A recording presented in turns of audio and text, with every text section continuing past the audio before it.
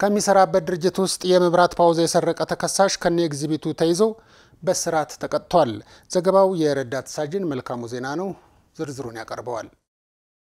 ተከሳሽ ኢዩኤል ደጀኔ የወንጀል ድርጊቱን የፈጸመው በየካ ክፍለ ከተማ ወረዳ 5 የካ ፓርክ ተብሎ ከሚጠራው አካባቢ ነው። በፓርኩ ውስጥ ተቀጥሮ እየሰራ ያለ የተጣለበትን ኃላፊነት ወደ ጎን በመተው የፓርኩን የመብራት ፓውዛ አውጥቶ ይዞ ሊሰወር ሲል በፖሊስ ተይዞ አስፈላጊውን ምርመራ በማጣራት በአቃቢ ሕግ በኩል ክስ መመስረቱን የየካ ክፍለ ከተማ ፖሊስ መምሪያ ወንጀል ምርማሪ ምክትል ኢንስፔክተር ፍስሐ ወንዱ ገልጸዋል። ሾላ ፓርክ አካባቢ በቢጫ ፌስታል ጠቅልሎ እየሄደ ያለ የፖሊስ አባሎች ምንድነው ያስከው ብሎ በሚጠይቁበት ጊዜ አይ ተጠርጣሪ ኢዩኤል ደጀኔ የተባለው እኔ የኮሪደር ልማት ሰራተኛ ነኝ ሲሉ ያው ፖሊሶች በመጠራጠር ማን የላከ ሲባል ካሳንቺስ ያሉት በማለት ዋና ዚህ ስራ አስኪያጅ አቶ ኤርሚያስ ተሾመ የሚባል ጋር ሄደው ሲያናገሩት አይ እኛ የላክነውም የለ በማለት በስልክ ባረጋገጡላቸው መሰረት ወደኛ ጋር በቀን 27 ምርመራ ይጣራ በማለት ይዞ መጡ። በወቅቱ ልከውታል የተባለውን እዛ ካሳንቺስ አካባቢ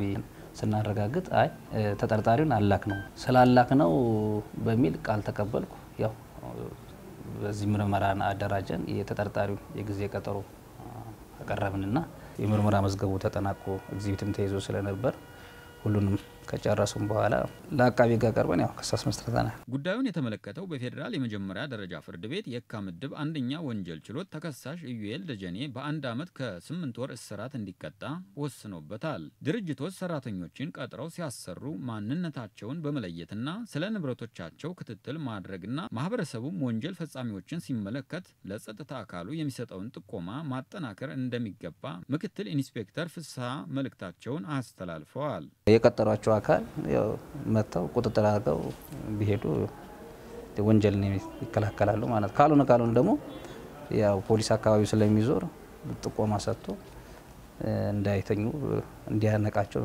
እንዲደረግበት ምናልባት የኮሪደር ልማት ሰራተኛ ነን ብሎ እንትን የሚሉት ያው እነሱ ሰራተኛ ነን በማለት ነው አብዛኛው የተወሰነ የሚወስዱት ማለት ነው።